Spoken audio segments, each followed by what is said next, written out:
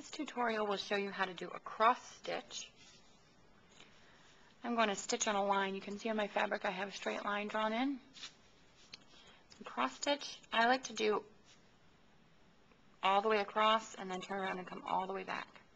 So I'm going to come up, and I'm just a couple of holes below the line where I'm stitching. So this is my stitching line. I'm actually going to be crossing over that line. And I'm 1, 2, 3 holes down. I'm going to count over so that my squares will be approximately the same size. 1, 2, 3, 4, and up.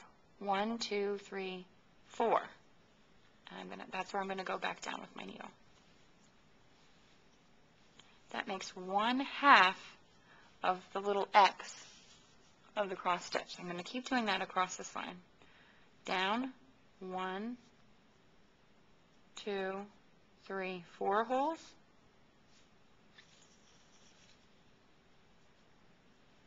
And then over 1, 2, 3, 4, up 1, 2, 3, 4, and that's where I go back down.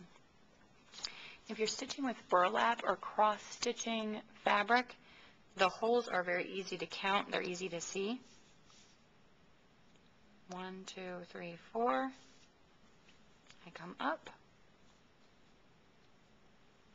and over 1, 2, 3, 4, up 1, 2, 3, 4. That's where I'm going to go back down. So this makes my stitches evenly spaced.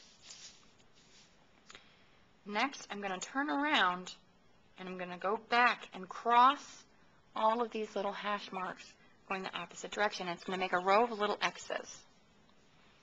I'm going to start 1, 2, 3, 4 down from where I ended. So I ended here. I'm going to start down here.